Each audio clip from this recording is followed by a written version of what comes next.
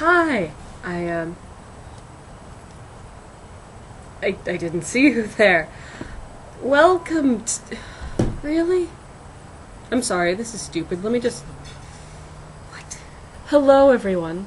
I know there are a few of you that have been watching these videos for a while, but we recently got an influx of new viewers, so if you don't mind, I'd like to do a little bit of an introduction about myself. You can skip ahead if you like. First of all, my name is Comfer.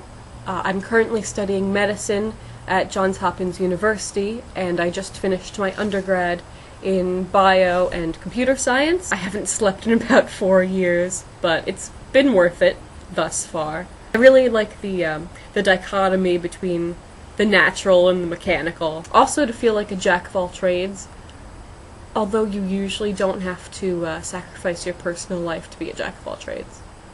But besides the scientific, I like museums. It's a little scientific. Zoology, also scientific. I like running and biking in the woods, listening to the radio and reading, although it would take a very long time to get into the kinds of things that I like to read. Anyway, I think I've hit my limit of being able to talk about myself with any semblance of comfort, so let's move on. Now, this vlog has been rather eclectic since its beginnings. Usually I talk about scientific ideas or concepts that have been interesting me recently. Okay, so what we have here is a pretty elementary example of release of oxygen. We have hydrogen peroxide, a little bit of detergent, and yeast dissolved in warm water. And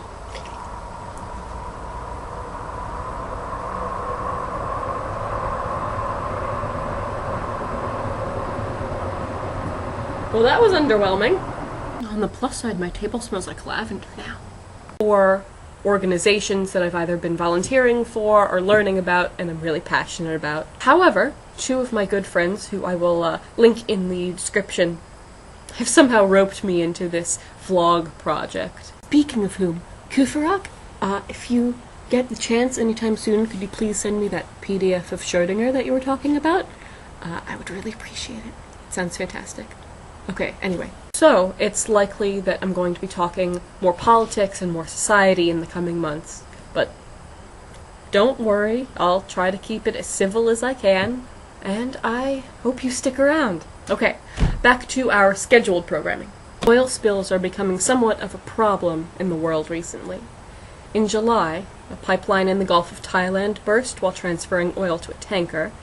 In March, something similar happened in the United States, in Arkansas, along with a spill earlier that month in a refinery. There have been 4 oil spills so far in 2013, 3 of them in the United States alone. Though many of these incidents have gotten widespread media coverage, there's many points about them that I feel people should know more about.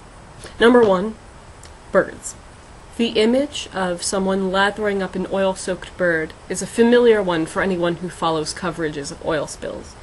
Birds are naturally waterproof because of the way their feathers are arranged, and cling together with something that the International Bird Rescue compares to Velcro. But when a bird gets exposed to oil, the Velcro doesn't stick, which causes all sorts of problems.